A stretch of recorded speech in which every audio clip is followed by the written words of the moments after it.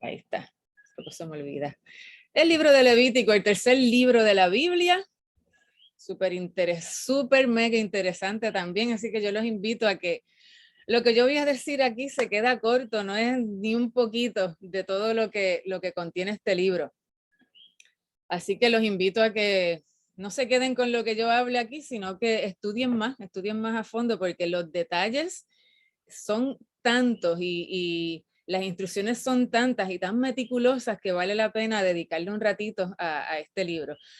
Les confieso que es un libro que no es como que diga, como tú decir los salmos o como decir Mateo, los evangelios, que son tan fáciles y tan... Es complicado, pero pues el que le guste lo complicado, pues este es un libro para ti. Así que pues en esta mañana lo que vamos a tocar es lo básico, lo que tiene que ver con Jesús, pero queda mucho más, queda muchísimo más. Así que esa es la invitación que les hago en esta noche. Pues nada, Levítico, tercer libro de la Biblia, se le atribuye también a Moisés, como ya lo habíamos hablado, así que en eso no voy a entrar en mucho detalle. Comienza diciendo las palabras que le dio Dios a Moisés, así que ya con eso está claro de que el Señor se puso a darle las instrucciones y Moisés a escribir, y fue una revelación directa de Dios. El Señor llamó a Moisés y le habló desde la tienda de reunión, que era el lugar donde él se encontraba con Dios. Pues desde allí le habló y le dio todas estas instrucciones, cada detalle de todos los rituales, de todos los sacrificios, de todas las leyes, que tiene que ver con todo para que ellos pudieran comportarse de la mejor manera y vivieran bien, porque la realidad es que eran leyes, pero eran consejos para que ellos sobrevivieran en lo que les iba a tocar vivir y estuvieran bien, estuvieran puros y santos ante la presencia del Señor. La fecha, pues la misma que habíamos hablado, 1400 a 1445 antes de Cristo. Y en cuanto a Levítico, podemos decir que en un momento dado, al principio, el título era "Y él llamó", que en hebreo es Wayikra, perdonen la pronunciación, pero algo así, porque antes se le nombraba los libros con las primeras palabras del libro como tal. Las primeras palabras eran el nombre que se le daba al libro. Luego, pues, se cambió a Torat Kohanim, que también le llaman así, que significa ley o manual de los sacerdotes. Luego, como título moderno, le pusieron Levítico, que eso fue cuando hicieron la primera traducción griega, que significa cuestiones concernientes a los levíticos, o sea, lo que tiene que ver con los levíticos. ¿Por qué? Porque mayormente habla del trabajo de los levitas, de la tribu de Leví, que fueron los que le encargaron todo lo que tiene que ver con el templo. Importante destacar en cuanto a Levítico que, de acuerdo con la tradición, la educación del niño judío comenzaba con las enseñanzas de este libro. Era básico enseñarle a los niños cada una de estas leyes. Y trata del carácter, la voluntad de Dios, especialmente sobre la santidad, la cual era considerada por los judíos como algo de gran importancia, estar en santidad. Así que eso era lo primero que se le enseñaba a los niños. ¿Qué encontramos en Levítico? En Levítico encontramos entonces, el Levítico continúa donde se quedó Éxodo. Éxodo prácticamente termina con las mismas palabras y Levítico comienza con las palabras que termina Éxodo. El Señor habla a Moisés desde el tabernáculo de reunión. Y le dice, habla a los hijos de Israel y diles. Y entonces comienza, como les leí al principio, a dictarle todas estas leyes. Encontramos bastante frecuente la palabra Jehová habló a Moisés diciendo, está en varios versículos. Y el libro se divide en dos partes. Vamos a visualizarlo en dos partes, dividirlo en dos. Los capítulos del 1 al 16, que se conoce como el Código Levítico, y tiene que ver con todos los reglamentos del tabernáculo, tanto para el pueblo como para los sacerdotes. Y entonces habla ahí de las ofrendas del pueblo, habla de las instrucciones para los sacerdotes, luego te habla de cómo se instituyó el sacerdocio arónico, luego te habla de los juicios de los dos hijos de Aarón, que no eran un poquito desobedientes y vivieron las consecuencias de su desobediencia. Eso está en los capítulos 8 al 9, para el que quiera enterarse, lo lee y es bien interesante. En el capítulo 10 hay más instrucciones para los sacerdotes. Capítulo 11 al 15 son leyes que tratan de la limpieza y la pureza, los rituales estos que tenían que ver con limpieza. Esos fueron los rituales que a Jesús le dijeron, pero ¿por qué tus discípulos no se lavan las manos cuando se supone que se laven las manos para comer? ¿Por qué? Porque este ritual de tener las manos limpias, estar limpios, era como que bien grande para ellos y le chocó que Jesús y sus discípulos comieran con las manos sucias. Pero pues ese no es el tema ahora. Y al final, en el capítulo 16, al final de esa parte, pues habla del día de la expiación, que también es sumamente interesante leerlo con detenimiento porque hay unas cositas bien interesantes.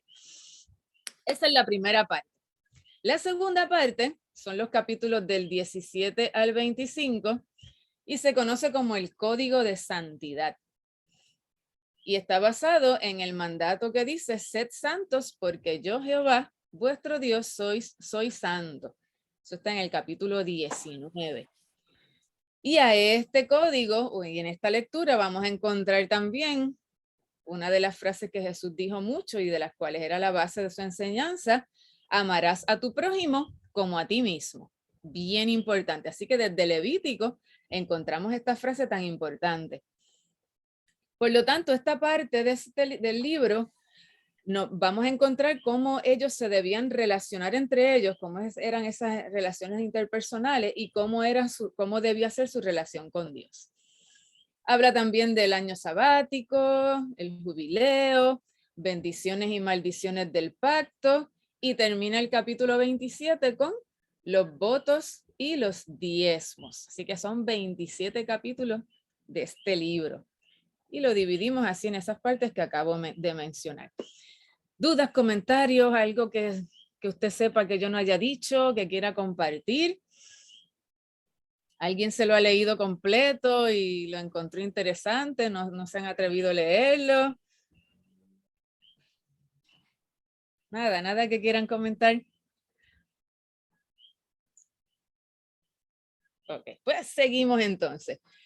Ahora vamos a pasar, porque me pareció importante tener en consideración unas palabras que se repiten durante el libro y que son claves, son básicas y que es importante que las sepamos, que las entendamos y sepamos lo que significan.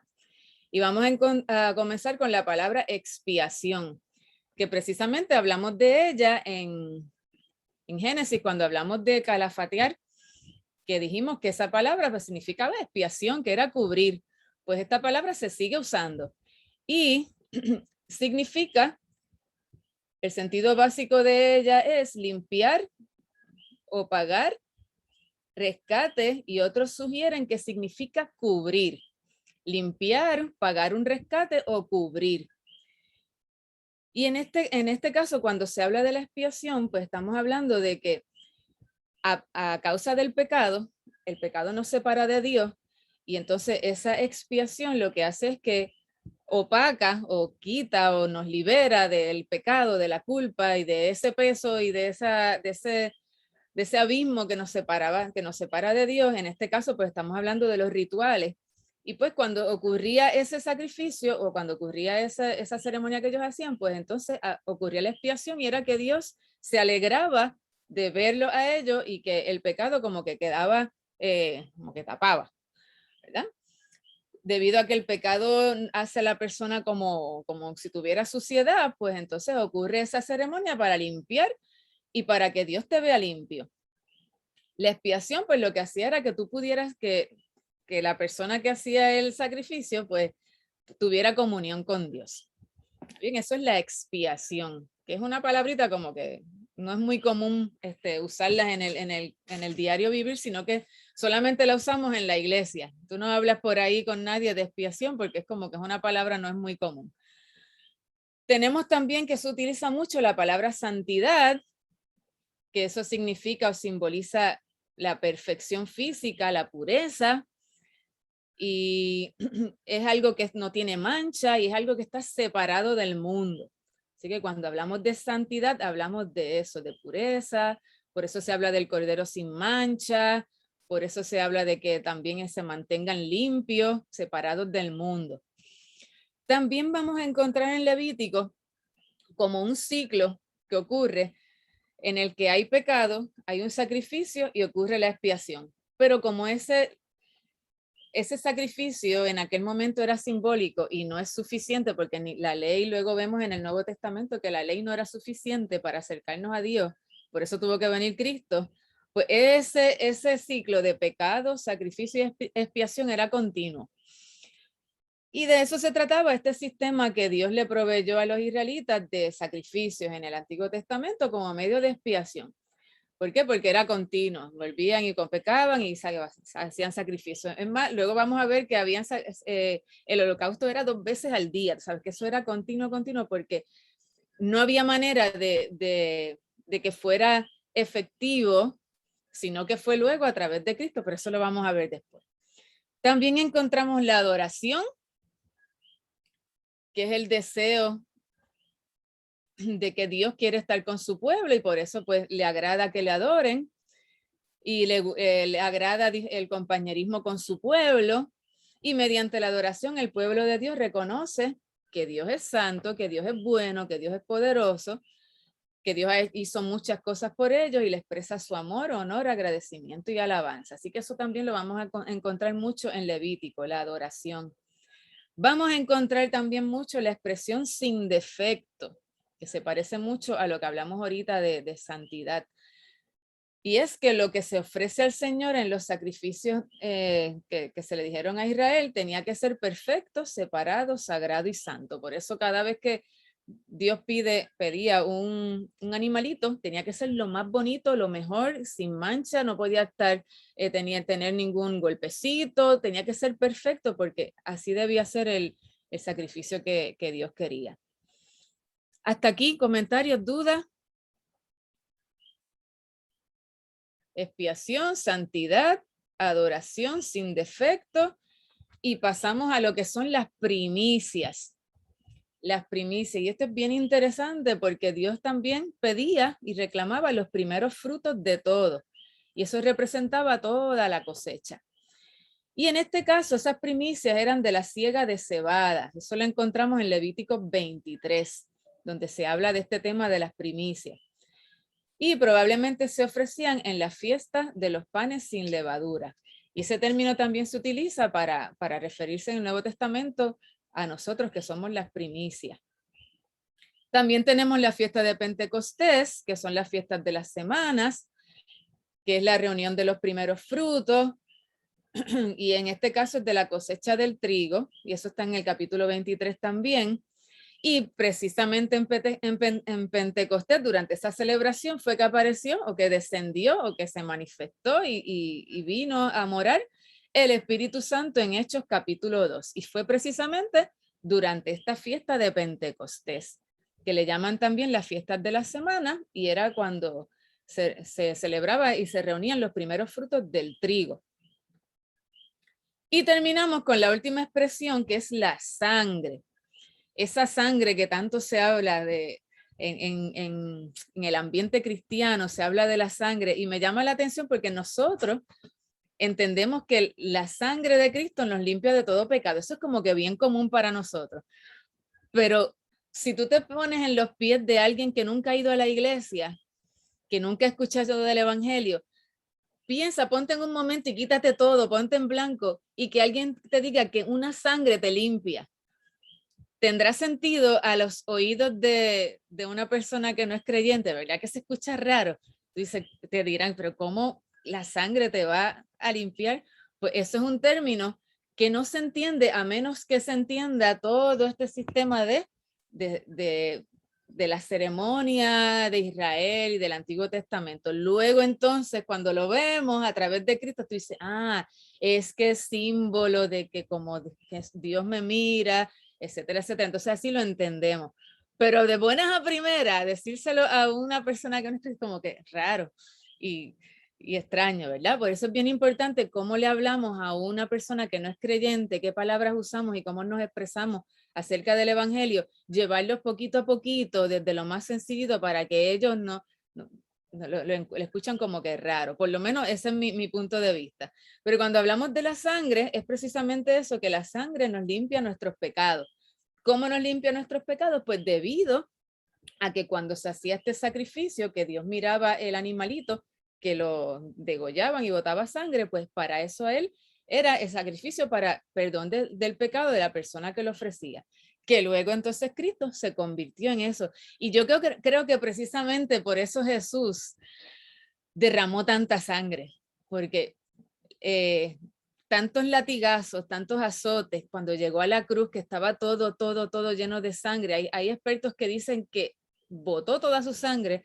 Y yo creo que para las personas que tenían la costumbre de las ceremonias, ver a ese hombre lleno de sangre y luego cuando los discípulos entonces evangelizaron y dijeron, pues mira, este es el Cordero, pues yo me imagino que ese Cristo lleno de sangre, rapidito ellos recordaron el sacrificio de los animalitos y vieron y pudieron comparar y ver entonces esa sangre y decir, wow, pues sí, pues entonces Cristo murió por mis pecados como lo hacíamos antes con esos animalitos.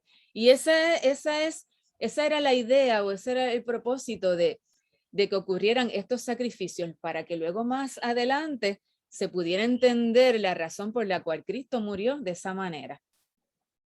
Comentarios hasta aquí, dudas, preguntas. Por favor, díganme. Si yo quisiera pues sellar, ¿verdad? O añadir que se había establecido que la paga del pecado es muerte. Y entonces tenía que haber muerte y así se cumplió desde el principio, desde el pecado original de Adán y Eva, cuando el mismo Dios, al hacerle sus vestimentas para cubrir su vergüenza, mata a un animalito, y me dio entonces muerte para cubrir que la falta. Se ve en términos distintos, ¿verdad? Ciertas cosas, pero desde el principio se establece la paga del pecado es muerto. Entonces, al venir Jesús propiamente santo, Cordero inmolado, sin mancha, sin defecto, así como lo decía, lo describe en Levítico, y no es un animal, viene, él es el Santísimo, el Dios mismo encarnado, se hace uno, se humilla hasta lo sumo y muere por nosotros. Es el único que verdaderamente nos puede reconciliar con el Padre. O sea, ese es el sacrificio perfecto. Esa es la única muerte que realmente nos libera, porque es que nos libera de esa carga, de ese pecado, y esa sangre derramada, pues entonces nos hace recordar que entonces nos hace aceptos y que vuelve y vuelve y vuelve. O sea, no hay, es perfecto, ¿verdad? No hay, o sea, aun cuando ya Dios hizo ese sacrificio, lo hemos aceptado, aún cometemos errores y pecamos. Y sigue siendo efectiva la acción de Jesús para cada vez, si estamos, sobre todo si estamos conscientes y nos arrepentimos y lo entregamos. Exacto. Okay. Muchas gracias. ¿Algo más?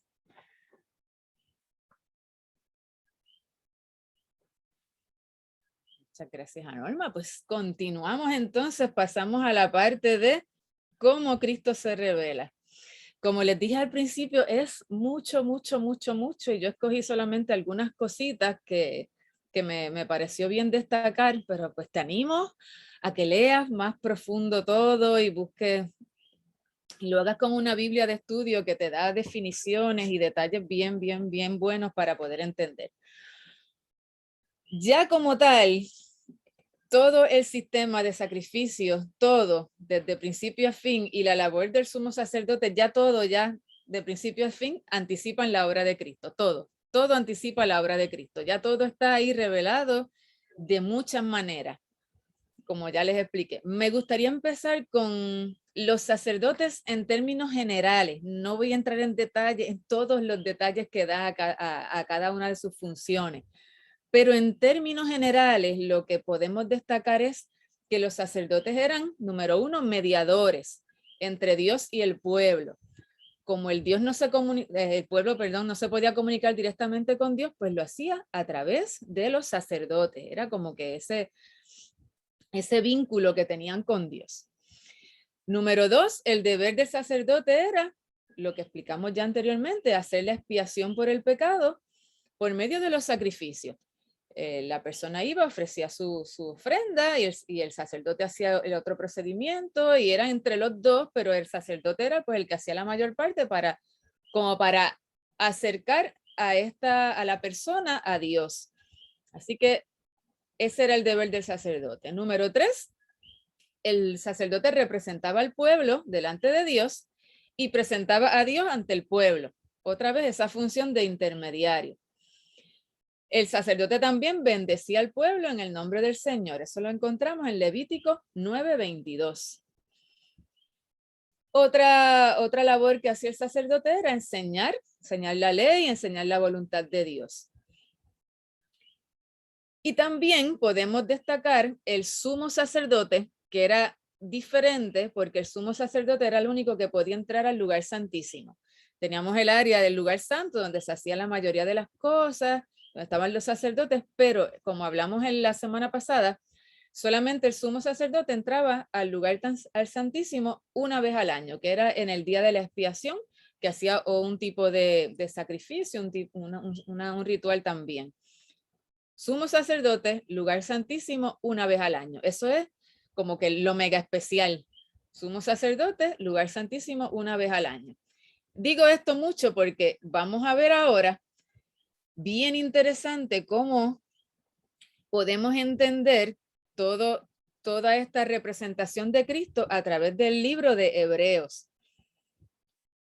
Bien importante tener en cuenta que cuando queremos entender algo de la Biblia, el primer paso que debemos hacer es buscar en otras partes de la Biblia a ver si nos arroja luz a las cosas que estamos estudiando. Si estamos estudiando algún libro, ver en qué otra parte de la Biblia yo puedo encontrar algo que sea similar o que me lo explique mejor, antes de buscar algún comentario, antes de buscar otros libros adicionales que son buenos también. Pero lo primero es ver cómo la misma Biblia se explica con ella misma. Y en este caso, Levítico y Cristo lo vamos a ver a través de Hebreos. Así que vamos a estar un ratito aquí buscando varios versículos de Hebreos para que podamos palpar a Cristo en estos sacrificios, a Cristo como sumo sacerdote, a Cristo como medio, como la persona principal en este símbolo de los sacrificios. Y vamos a comenzar en Hebreos 4.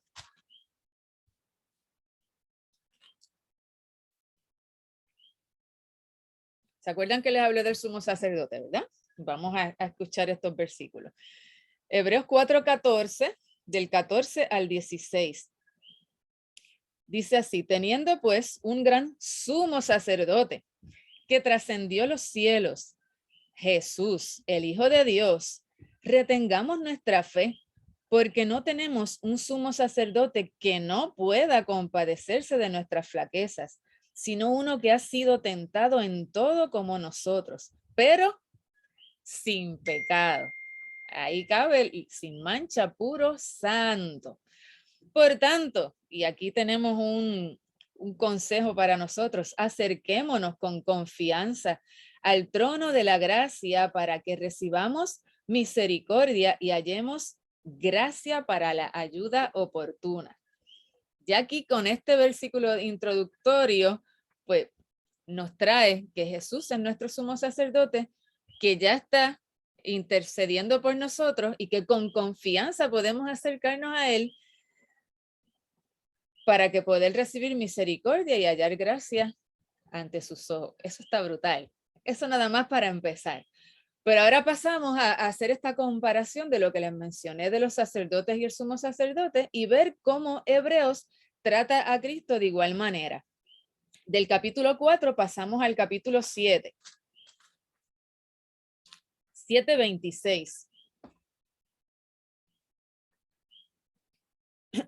Dice así del 26 al 28.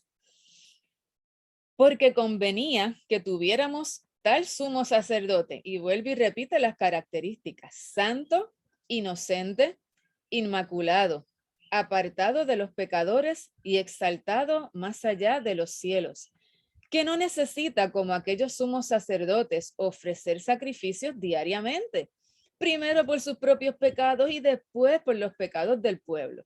Porque esto lo hizo, como dijo nuestra hermana Norma, una sola vez y para siempre, cuando se ofreció a sí mismo.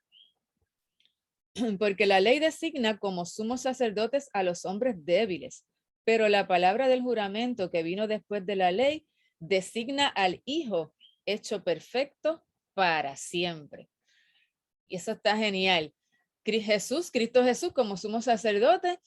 Y acuérdate que este libro se llama Hebreos porque está dirigido a la gente que tenía estas costumbres. Así que estas expresiones que se está diciendo aquí es porque ellos lo tenían bien claro en su mente.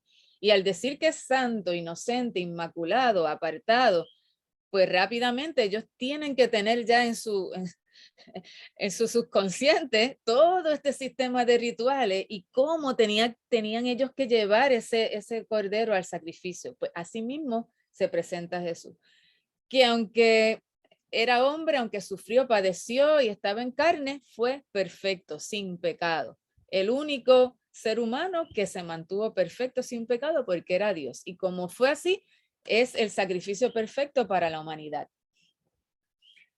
Pasamos del capítulo 7 al capítulo 9. Hebreos 9, 11. Del 11 al 12 y el 14. Dice, pero cuando Cristo apareció como sumo sacerdote de los bienes futuros a través de un mayor y más perfecto tabernáculo, esto está brutal, un mayor y más perfecto tabernáculo, no hecho con manos. Aquí esto tiene que pegarle duro a esta gente, porque ellos juraban que sus tabernáculos eran lo mejor del mundo, lo más lindo, lo más chulo, pero te dice que no, hay uno mejor, no hecho de manos. Y continúa diciendo, es decir, no de esta creación, y no por medio de la sangre de machos cabríos y de becerros, sino por medio de su propia sangre, entró al lugar santísimo una vez para siempre, habiendo obtenido redención eterna. Porque si la sangre de los machos cabríos y de los toros y la ceniza de la becerra rociada sobre los que se han contaminado, santifican para la purificación de la carne, ahora el versículo 14 tiene una pregunta impactante que se la está haciendo el autor a esta gente y les dice, ¿cuánto más la sangre de Cristo? ¿Sabes? Si ustedes piensan que ese ritual era efectivo en tu mente humana, dice, ¿cuánto más la sangre de Cristo? El cual por el Espíritu Eterno se ofreció a sí mismo sin mancha a Dios, purificará entonces tu conciencia de obras muertas para servir al Dios vivo. Esa pregunta fue directa al corazón. Si tú crees que todo tu tabernáculo y todo lo que estabas acostumbrado a celebrar era bueno, pues mira, cuánto más Cristo, que su tabernáculo es un tabernáculo no de aquí, sino que es eterno, es del cielo, está que nuestra imaginación no llega a comprenderlo. Y para eso fue que él hizo ese sacrificio, para que entonces se entendiera que a través de su sangre podemos tener la redención y que es eterno, que es para siempre, y de esa manera poder servir a Dios. Así que eso está explicado en este capítulo 9, cómo fue ese ofrecimiento de Cristo y entró en el lugar santísimo, que ahí también lo explica, que en este caso pues se refiere a la eternidad. Así que hay esperanza, hay que mantenerse firme y permanecer. Continuamos con el capítulo 10. Capítulo 10, versículo 10. Por esta voluntad hemos sido santificados mediante la ofrenda del cuerpo de Jesucristo ofrecida de una vez para siempre. Y ciertamente todo sacerdote está de pie día tras día ministrando y ofreciendo muchas veces los mismos sacrificios que nunca pueden quitar los pecados. Me parece interesante cómo va comparando aquello con lo que es Cristo. Pero él, refiriéndose a Cristo, habiendo ofrecido un solo sacrificio por los pecados para siempre, se sentó a la diestra de Dios. Otra vez hablando de qué, de que es el intercesor, de que es el mediador. Se sentó a la diestra de Dios, esperando de ahí en adelante hasta que sus enemigos sean puestos por estrado de sus pies. Porque por una ofrenda Él ha hecho perfectos para siempre a los que son santificados. Mientras el sumo sacerdote y los sacerdotes tenían que estar continuamente haciendo sacrificios, y dice que un solo sacrificio, esa única muerte de Cristo y resurrección fue suficiente para darnos entrada a la presencia del Señor. ¿Dudas, comentarios que quieran decir hasta aquí? ¿Algo que quieran aclarar? ¿Algo que les esté tocando el corazón? Este es básico, el mensaje de la salvación. Esto es evangelio puro y duro. Seguimos entonces con ese mismo capítulo 10, versículos 19 al 22. Y esto es para nosotros. Entonces, hermanos, puesto que tenemos confianza para entrar al lugar santísimo por la sangre de Jesús, ¿recuerdan cuando el velo se rasgó? Que lo hablamos la semana pasada, que esa muerte, cuando Jesús murió, ese velo se rasgó porque es símbolo de que entramos al lugar santísimo. Por un camino nuevo y vivo que Él inauguró para nosotros por medio del velo, es decir, su carne. Y puesto que tenemos un gran sacerdote sobre la casa de Dios, acerquémonos con corazón sincero, en plena certidumbre de fe, teniendo nuestro corazón purificado de mala conciencia y nuestro cuerpo lavado con agua pura. Otra vez, lo que estuvimos hablando de la santidad, lo que estuvimos hablando de la pureza. Cómo es tan importante que nos mantengamos puros y limpios delante de Dios, y eso lo conseguimos a través de Cristo.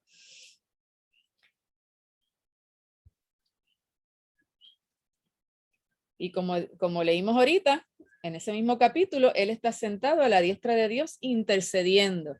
Ya no necesitamos ese mediador, esos sacerdotes, ya no necesitamos que alguien haga un sacrificio por nosotros, sino que ya nosotros podemos ir directamente y, como nos dice ahí, acercarnos con corazón sincero, y como leímos ahorita también, que nos podemos acercar con confianza. ¿Por qué? Porque ya el camino está hecho, ya el camino está trazado, y Cristo fue ese camino que nos llevó a la presencia de Dios.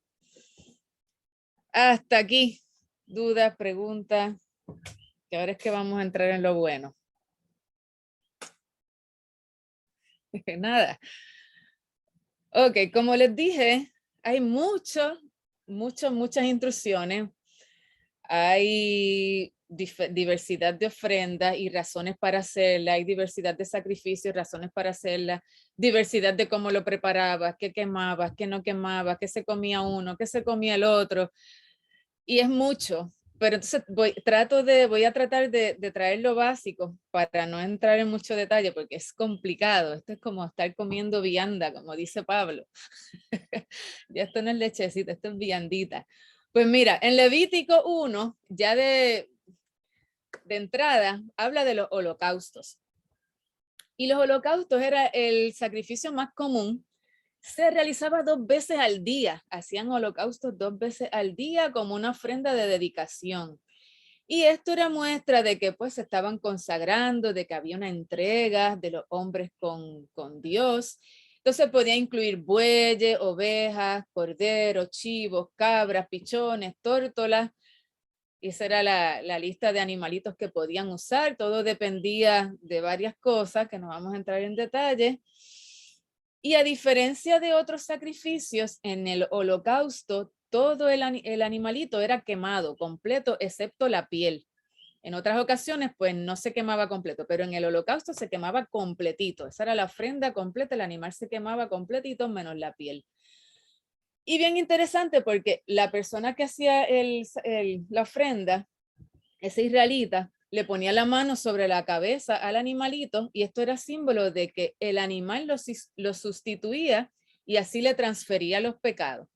Así que imagínense este proceso de llevo el animalito, lo van a matar, yo le pongo la mano en la cabeza porque de esta manera entiendo que mis pecados pasan a él y así Dios me perdona. Esa era la mentalidad. Y pues se hacía todo el procedimiento. Lo inmolaban, le quitaban la piel, lo cortaban en pedazos, y el sacerdote otra vez, por eso fue que le quise definir las palabritas al principio. El sacerdote rociaba la sangre sobre el altar y entonces ponía el animalito en el fuego. Este era el holocausto.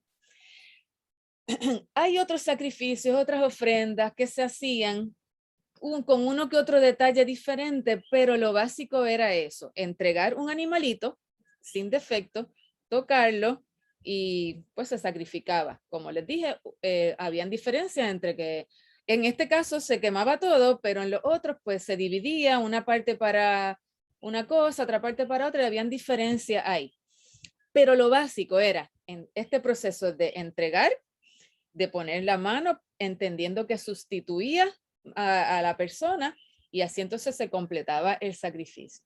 Y como ya hablamos, esto tipificaba a Cristo. Cuando hablo de tipificar o cuando hablamos de tipo, es esa representación, eso que está ocurriendo más adelante es lo mismo que hizo Jesús y entonces por eso se le llama un tipo, se tipifica. No sé si entiende. Ajá, Norma, ¿tú ibas a decir algo? Pregunta, ¿por qué se le sacaba la piel? Porque según las instrucciones, Dios quería que solo se quemaba, que se quemara todo menos la piel. No sé si era porque tenía grasa o porque por alguna razón solamente se sacaba la piel y se quemaba lo demás. En otras ocasiones se le sacaba la grasa, el sebo de un lado, de otro lado. Era una cosa bien curiosa, bien curiosa. Diferentes partes y órganos y no sé qué. Pero en este caso, solo se sacaba la piel y lo demás se quemaba. Okay. ¿Alguna otra pregunta? Ninguna. Pues estamos diciendo que esto tipificaba a Cristo. O sea, esto era una representación de lo que iba a ocurrir con Cristo más adelante, que se ofreció sin mancha, que se ofreció voluntariamente, que se hizo pecado por nosotros. Y eso lo encontramos en 2 Corintios 5:21, que dice que Él se hizo pecado. Y esto es importante destacarlo porque de la misma manera que esa persona pensaba que el animalito le podía transferir los pecados para recibir el perdón, pues Jesucristo dice, yo me hice pecado por ti. Tú sabes, todos los pecados de todo el mundo fueron sobre Cristo. Por eso fue que ese momento en la cruz fue tan duro para él, porque estaba cargando el peso del pecado de la humanidad. Y su muerte cubre todos los pecados. Podemos leer 1 Pedro 3:18, que dice, porque también Cristo murió por los pecados una sola vez, el justo por los injustos, para llevarnos a Dios, muerto en la carne, pero vivificado en el espíritu. Así que Jesús vino a hacer esa ofrenda perfecta por el pecado para todo el mundo, pobres, ricos, todo el pueblo. Y Él pagó entonces por todos nosotros. Pasamos a la ofrenda de cereal, que esta me pareció interesante por lo que vamos a ver ahora. La ofrenda de cereal está en Levítico capítulo 2. Estamos acostumbrados a escuchar los animalitos, ¿verdad? Que se sacrifica animalitos y que las ofrendas son de animalitos. Y en este caso, la ofrenda no es de un animalito, es de cereal, como si fuera pan. Entonces, esa ofrenda se preparaba al horno, o se preparaba en un sartén, o se preparaba en una cazuela. La cosa es que no se podía usar ni levadura ni miel, y los ingredientes de esa ofrenda eran el cereal, que era la flor de la harina, había aceite mezclado y aceite vertido, podían usar incienso, no siempre, pero se podía usar incienso, y también podían usar sal. Pero no solamente podían usar sal, sino que vamos a ir a Levítico 2:13 para ver ese detalle en cuanto a esta ofrenda de cereal. Levítico 2.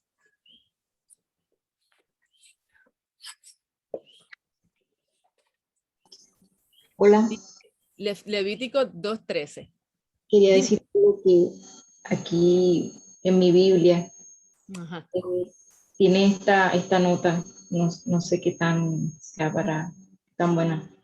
Dice que la pregunta que hacía la hermana Norma, Ajá. Dice, la grosura que cubría los órganos internos debía quitarse y quemarse en el altar como olor grato para Jehová. En el antiguo cercano oriente la grasa se consideraba la mejor parte y cuanto más grasa tenía la carne, más valía. La grosura, tanto literal como metafóricamente, significaba la mejor porción de la ofrenda. La mejor porción de la ofrenda, que toda la grosura es de Jehová, muestra que Dios exige lo mejor de nosotros, no una porción inferior. Okay. No sé Gracias. si sea la respuesta. Esto es Levítico 3 y dice que Levítico 3 del 3 al 5 y entre paréntesis al final dice verso 16. No sé si contesta la pregunta que tenía la hermana, que por qué era que no se quitaba la piel, entonces Se por quitaba lo la- que si lo que se quemaba era lo que Dios quería el sacrificio, pero esa parte no era reservada. Creo No que quería grasa, Dios no quería grasa, parece. Él era la grasa. Muy bien, muchas gracias. Las Biblias de estudio son muy buenas porque te añaden esos detallitos. Perfecto. ¿Algo más? No. Pues estábamos a punto de leer Levítico 2:13. Y aquí ocurre algo bien interesante con esta ofrenda de cereal.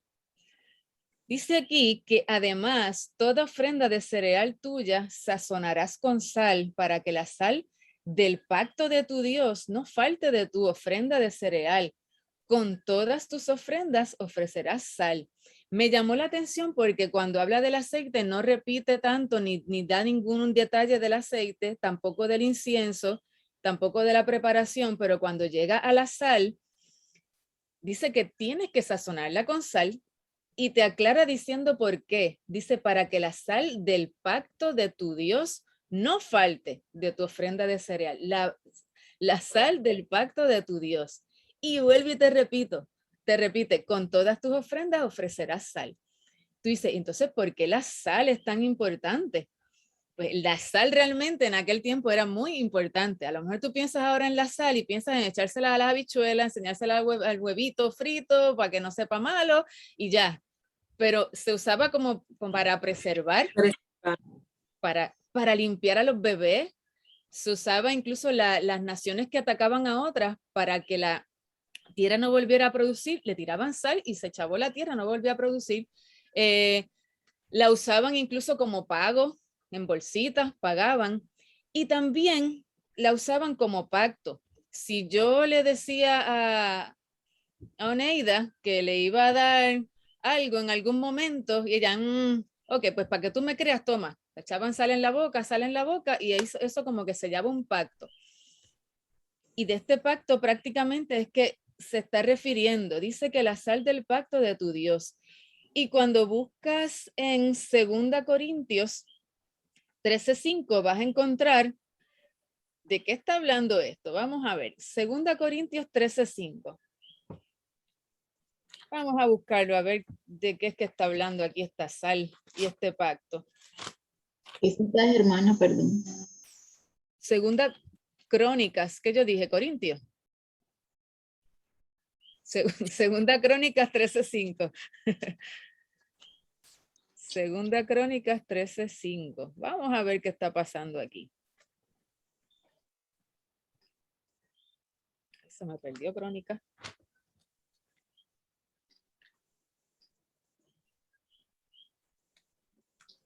Aquí está. ¿Puedo leer? Seguro que sí. ¿No sabéis vosotros que Jehová Dios de Israel dio el reino a David sobre Israel para siempre, a él y a sus hijos bajo pacto de sal? Mira, volví a mencionar el pacto de sal ahí. Dios le dio a Israel, a David, el reino para siempre, a él, a sus hijos, con pacto de sal. Y cuando buscas la referencia de ese versículo, te envía a Samuel, que es cuando ocurrió ese momento. Ay, no sé si es primera o segunda. Ay, no le puse el número. Samuel 7:12. Creo que es segunda, sí, segunda Samuel 7:12. Dice la ofrenda que tiene que llevar sal, porque ese es el pacto de sal.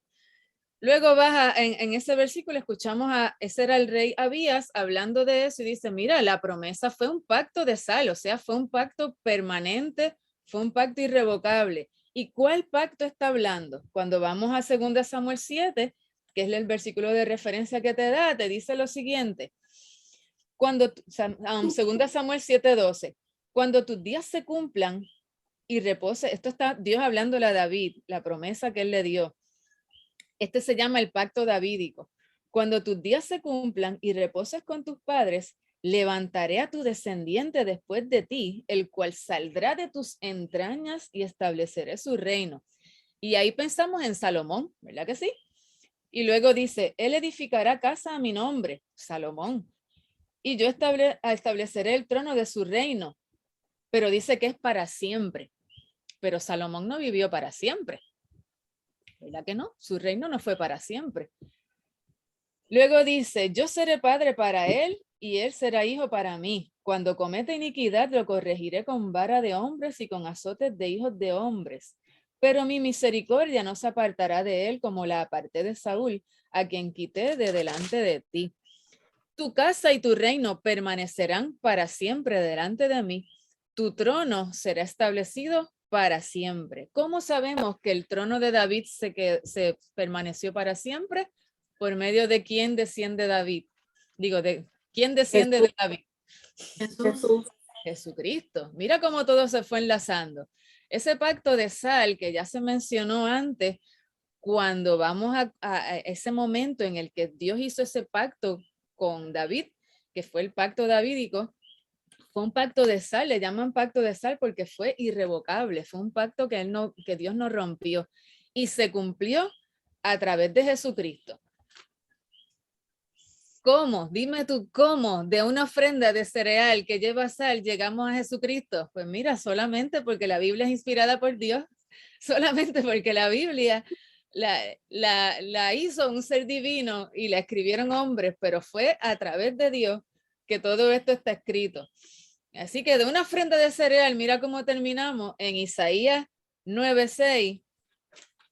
Isaías 9:6 que nos dice, porque un niño nos ha nacido, un hijo nos es dado y la soberanía reposará sobre sus hombros. Y llamará su nombre admirable, consejero, Dios poderoso, Padre eterno, príncipe de paz. El aumento de su soberanía y de la paz no tendrá fin sobre el trono de David y sobre su reino, para afianzarlo y sostenerlo con el derecho y la justicia desde entonces y para siempre. El celo del Señor de los ejércitos hará esto. ¡Wow! Una profecía de Jesucristo. Miren cómo terminamos con una ofrenda de cereal, terminamos en esta profecía poderosa de nuestro Señor Jesucristo y de su sacrificio y de su reino que es eterno. Estamos esperándolo con ansias. ¿Dudas, preguntas, comentarios? Así que de esta manera Dios hace perpetuo su pacto con David. Pero no nos quedamos ahí. Entonces, ¿qué significará las palabras de Jesús cuando dijo que nosotros somos la sal de la tierra? Si la sal tiene tanto significado, que incluso es permanencia, es un pacto irrevocable, y tuvo tanto y tenía tantos usos en aquel tiempo que les mencioné 2 o 3, pero son más. Esas palabras de Jesús en Mateo 5:13 que dice que tú eres la sal de la tierra, ¿qué significará? Significa mucho, significa toda la utilidad que tú tienes para él, todo lo que él puede hacer contigo, significa que tú también eres permanente, que tú también eres algo impresionante. Así que esas palabras de que eres la sal de la tierra es algo más que echarle sal al huevito o sal a las habichuelas. Va más allá de todo eso. Significa que tú eres importante. Así que tengamos eso en cuenta, que eres la sal de la tierra. ¿Comentarios, dudas? ¿Qué hora es? 8:21. Muy bien, seguimos entonces. Nos quedan más que 2. La próxima está en el Levítico 3. que es la ofrenda de paz o de comunión, que me encanta porque esta va más allá. Esta habla de estar en paz, de estar en comunión. Un segundito. Denme un segundito, vengo ahora, que tengo una enanita invadiéndome el área.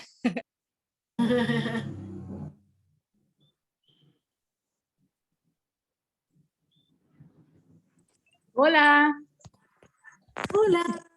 ¿cómo están todos? Ay, aquí estoy oscura. Bien, bien. ¿Quién es Beba? Ah, ok. Beba. Ya te Estaba conocí. guiando, ¿Y por qué estabas oscurita, muchacha? estaba escuchando, pero estaba guiando. Ah, ¡Epa! Ya está de ya vuelta. llegó. Sí. Ok, la ofrenda de Paula, Beba, la ofrenda de paz o de comunión está en Levíticos 3. Y esta es bien interesante porque esta era una fiesta, era como un anticipo de la cena del Señor. Era un sacrificio voluntario como muestra de gratitud a Dios y consistía en sacrificar un animal. Y aquí están los detallitos que les comenté ahorita. Una parte era quemada, otra se la comía el sacerdote y otra el que presentaba la ofrenda. Y esta ofrenda, al ser dividida de esta manera, pues como que simbolizaba esa comunión tanto con Dios y con los demás. Y representa compañerismo y acción de gracias. Pero me gusta mucho porque se llama ofrenda de paz y de comunión y rápidamente te lleva a Cristo, porque Cristo te dice en Efesios 2:14, nos dice que Él es nuestra paz, que de ambos pueblos hizo uno, derribando la pared de separación. También en Juan 1:7 nos dice que si andamos en luz, como Él está en luz, tenemos comunión los unos con los otros y la sangre de Jesús nos limpia de todo pecado. Y esta ofrenda me recordaba eso, me recordaba a Cristo como nuestra paz y me recordaba esa comunión que podemos desarrollar con otros creyentes, esa comunión que podemos desarrollar con Dios. Juan 16:33 también nos dice: estas cosas os he hablado para que en mí tengáis paz, que es algo que Jesús siempre hablaba, era algo que Jesús siempre estaba pendiente a que tuviéramos paz y cómo Él era la paz. En el mundo tendréis aflicción, pero confiad, yo he vencido al mundo. Y Jesús vino a hacer esa ofrenda por nuestra paz, que trajo reconciliación al hombre con Dios. Y como dice Juan 14:27, la paz que Él nos da no es como el mundo la da. Y ahí Beli se acordó del corito. ¿Viste?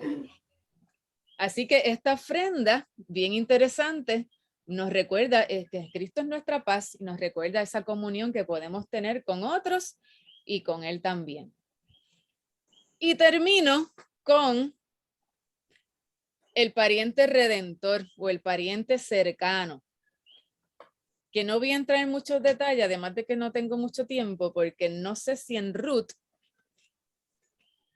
vamos a tocarlo con más profundidad. Pero este pariente redentor lo encontramos en Levítico 25 y es ese momento en el que necesita la persona un pariente cercano porque me quedé pelado, me quedé en la prangana y necesito que alguien me ayude a conseguir un tierra o a salir de alguna esclavitud que me metí.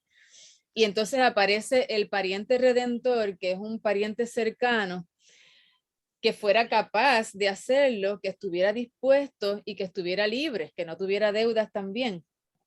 Y la redención se completa cuando ese pariente paga el precio en su totalidad, que fue precisamente lo que Cristo hizo por nosotros, pagó el precio en su totalidad de una vez y por todas. Entonces esto le ocurría a la gente que tenían que comprar una heredad o que como no tenían dinero, iban donde un extranjero y se iban como esclavos y a Dios no quería que Israel estuviera en esclavitud, por lo tanto tenían un tiempo específico para salir de esa esclavitud con un extranjero. Y entonces llegaba un pariente y lo compraba y lo liberaba. Entonces esto era importante porque esa persona hacía de redentor. Y en aquel momento se utilizaba la palabra redentor pero no como la pensamos nosotros ahora. El término redentor, pues entonces nos lleva a Cristo porque pagó el precio por nuestra liberación. De ahí viene esa palabra redención, de ahí viene redentor. De esta ley que ocurrió en Levítico y que Dios dio en Levítico, y luego Jesús la cumplió al morir por nosotros y pagar el precio por nuestro pecado, entonces nos hace libre. Y eso lo encontramos como iglesia, y con este versículo termino, en Hechos 20:28. Hechos 20:28.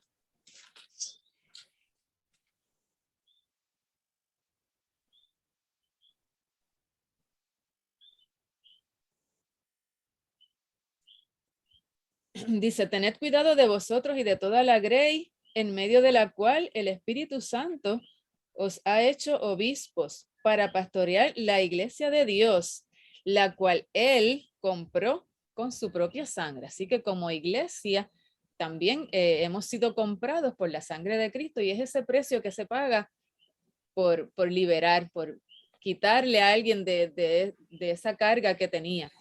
Y pues viene de esta ley del pariente redentor, que también es lo que ocurre con Ruth cuando Ruth se va a trabajar en los campos de Boaz, que Boaz se convierte en su pariente redentor, y entonces ellas pudieron tener otra vez las posesiones de sus bienes.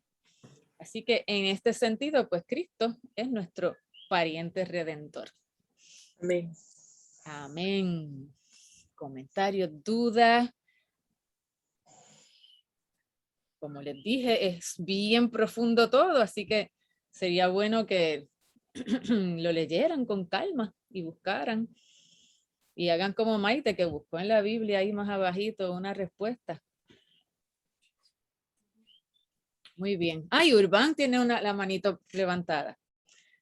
Sí, Iremí, quería mencionar que para que los hermanos apunten, Éxodo capítulo 32 del versículo 25 al 29, para que comprendan de dónde vienen los levitas, o sea, los sacerdotes, porque se sabe que vienen de la tribu de Leví, ¿verdad? La descendencia de Leví, pero la razón por la cual Dios lo escogió a ellos fue porque cuando Moisés baja del monte, que encuentra al pueblo en pecado, que están al garete, Moisés dice, y esto es importante para nosotros porque también nos das a entender a nosotros cómo tú te conviertes en un líder levita en la iglesia, para el Señor, para el reino. Él dice, ¿quiénes están por Jehová? Y la Biblia dice que los únicos que se levantaron a favor de Jehová fueron la tribu de Leví. Ellos se acercaron a Moisés, nosotros estamos por Jehová, y para mostrar, o sea, o para probar, yo digo, para probar la lealtad que ellos decidieron tomar en ese momento dado, Dios le dice, ahora cada uno de vosotros cogerán una espada y van a ir tienda por tienda, o sea, caseta por caseta, y van a matar a todos estos rebeldes. Y ellos no cuestionaron, o sea, cuando tú te quieres convertir en un levita de Dios, tú obedeces la palabra sin estar cuestionando. Cuando un cristiano cuestiona a Dios, no está preparado para ser levita. Los levitas agajaron la espada y fueron tienda por tienda, y dice que mataron sus hermanos, familiares, amigos, y en ese día mataron más de aproximadamente 3,000 personas. Y Dios le dice, hoy se consagró la tribu de Leví para mí. En otras palabras, si tú estás dispuesto a obedecer a Dios a ese extremo, Dios te pone en posiciones de promoción que jamás y nunca vas a pensar que ibas a llegar. Mira lo importante de dónde viene Leví. Y tú dices, ¿cómo va a ser? Tú me vas a decir a mí que él puso a cargo del tabernáculo, de lo más importante que cargaba la presencia de Dios, a gente que asesinaron a su familia. Yo no cuestiono a Dios, así fue que Dios lo hizo.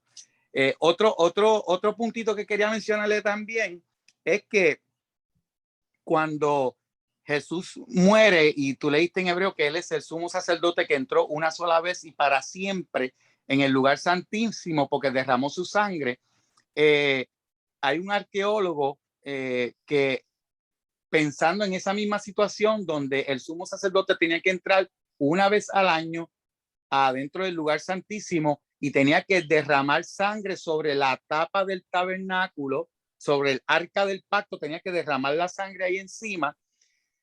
Él pensó, bueno, si Jesucristo es el último cordero sacrificado, el que derramó la sangre una vez y para siempre, su sangre tenía que estar derramada sobre la tapa del arca del pacto.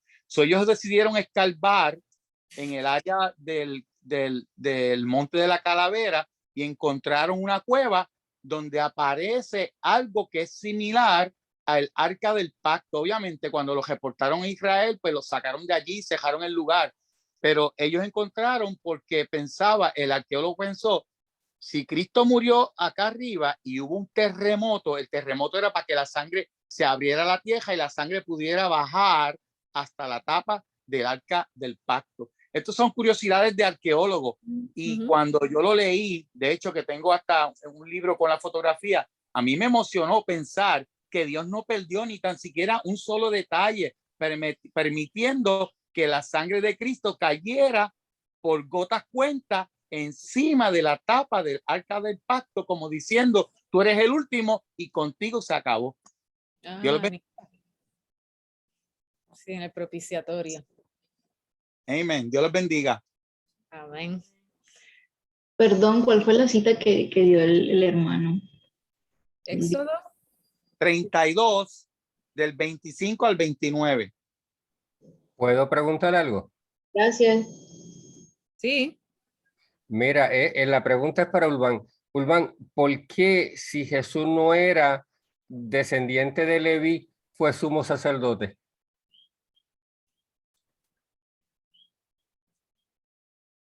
Eso está explicado en el libro de Hebreos. Eso está completamente explicado en el libro de Hebreos, en el Nuevo Testamento. Creo que en el capítulo 7, si no me equivoco. El orden de Melquisedec dice que es diferente. Sí, no, exacto. Lo que pasa es que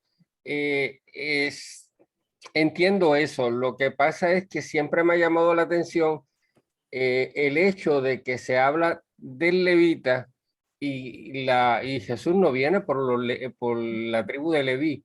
Y siempre eso me ha llamado la atención, pero nada, voy a buscar a ver si es que algo he brincado o no he entendido a cabalidad, pero siempre me ha llamado la atención ese detalle. Nada, lo leo para la semana que viene. Está explicado en hebreo. El capítulo, sí, como dijo Maite, el capítulo 7, porque dice que es como un trabalengua, porque dice que hay un nuevo pacto, un pacto diferente, porque según como Melquisedec era también sin padre, sin madre de otro lugar, pero Abraham le ofreció sacrificio, pues asimismo Jesús vino como de otro orden para hacer un nuevo pacto, y por ahí hay como que un juego de palabras hasta que te dice, pues mira, es de otro orden porque es un nuevo pacto. Prácticamente hasta ahí es que va. Sí, no, en eso estoy claro. En eso estoy claro. Lo único que es que siempre me ha llamado la atención el énfasis que se hace que tenía que ser un levita. Pero nada, sí, eso sí lo había. Lo que pasa es que como que no logro, ¿cómo se llama? Fusionar una cosa con la otra. Pero nada, voy a mirarlo con más detalle a ver si es que pierdo algo. Porque sí, porque hay que mirarlo, en vez de mirarlo como costumbre hebrea, mirarlo en el sentido espiritual. No es de Leví, porque es un sacerdocio espiritual eterno para siempre, celestial. exacto, No tiene nada que ver con las si tú te manos. y si tú te buscas toda la cuestión de Melquisedec, tú te das cuenta que es un tipo de Cristo porque no tiene ni origen, no tiene nada. Tú sabes, es toda la tipografía de Jesús en el Viejo Testamento. Y, y el hecho que dijo que era sacerdote para siempre, según esa orden, pues está, o sea, lo capto. Pero mi duda, o no mi duda, mi inquietud es el hecho del énfasis de Leví. Y ahí, pues Jesús no tiene que ver nada con Leví. Nada con Leví, sí. Exacto. Otra interrogante para profundizar. Muy bien. Voy a leer, no sé si han visto los comentarios. Urbán escribió que de las sales que viene la palabra salario. Y Miguel nos comparte que además de todos los sacrificios que se ofrecían a Dios, tenían que ser sazonados con sal, lo cual se contrapone a la prohibición de ofrecer cosa con levadura o miel. La idea era rechazar todo lo que produjera fermentación y decadencia e incluir lo que ayudara a la preservación. Nítido. Muy bien. Súper. ¿Algo más para entonces despedirnos? Sí, es un detallito corto. Cuando mencionaste que Jesús subió y está a la diestra de Dios Padre, es una demostración de que Jesús no usurpa el lugar del Padre. Y esto es importante para nosotros para entender la Trinidad. O sea, muchas personas piensan que Jesús está arriba en el trono y es el que manda, ¿no? El que manda es el papá. Y Jesús está a la diestra, y la diestra quiere decir a la derecha. Es una pequeña curiosidad. Muy bien, al ladito. Muy bien, pues, ¿alguna petición? Oramos para irnos. Hola. ¿Ah? Sí, ¿qué tal? Buenas noches. Buenas noches. ¿Qué tal? Sí, quiero hacer una petición de oración por mi pequeño hijo Santiago, que está pasando por un momento bueno, es una petición, ¿no? Que está pasando por un momento de un mal gástrico, ¿no? Entonces, ya que estamos terminando la sesión el día de hoy, que ha estado muy interesante, por cierto, quiero felicitarlos, en especial también al hermano Israel. Y bueno, ¿no? Pedirles eso, sí, ya finalizada la sesión el día de hoy. Gracias, bendiciones. Ok, tu hijo Santiago, ¿me dijiste? Sí, Santiago Molina. Santiago, sí, por su estómago, muy bien. Eso es. Pues oramos. ¿Algo más? Por Norma. Manito. Muy bien. Señor, te bendecimos, te adoramos. Eres bueno, eres santo, poderoso. Te damos gracias por tu palabra, te damos gracias por Jesucristo, que es nuestro intercesor, nuestro mediador, nuestro redentor, por ese sacrificio tan grande que hizo en la cruz para favor de nosotros. Señor, gracias. En esta noche, Padre, rogamos por Santiago que tus manos sanen ese cuerpo, Señor, que él pueda sentirse mejor, que toque, Señor, su vida, su corazón, y que ya pronto pueda estar restablecido, Padre, que tú le des paz, le des descanso también en esta noche y le des sabiduría a sus padres para poder tratarlo, pero primeramente, Señor, encomendarlo a ti y que luego pues tú mostrarás qué cosas pueden hacer. Tócalo, Padre, toca su vida, su cuerpo, y que pueda ser sanado, Señor, y también por Norma y sus manos, que Padre tú las toques, tú tienes el poder, Padre, para restablecer todo funcionamiento de sus manos, Señor, así que confiamos en ti y confiamos también en tu palabra, confiamos también en que tú nos guardas y nos llevas con bien, Señor, así que en esta noche te pedimos que nos permitas descansar y te agradecemos por todo lo que hemos podido vivir, Padre, en el día de hoy. En el nombre de Cristo Jesús, amén. Amén. Pues nos vemos la semana que viene. Dios los bendiga mucho, que tengan linda semana. Una pregunta. Ajá. Las clases grabadas se pueden enviar si uno necesita volver a escucharla. Pues las clases grabadas tengo que preguntarle al pastor Juan Carlos a ver cuál es el estatus, porque él es el que sabe enviarlas por YouTube y subirle y esas cosas. Yo todavía no he hecho nada de eso, así que no sé cómo hacerlo, pero le pregunto, lo tengo, ya alguien me había preguntado antes, Brian, y le voy a preguntar, voy a copiarlo por aquí que no se me olvide.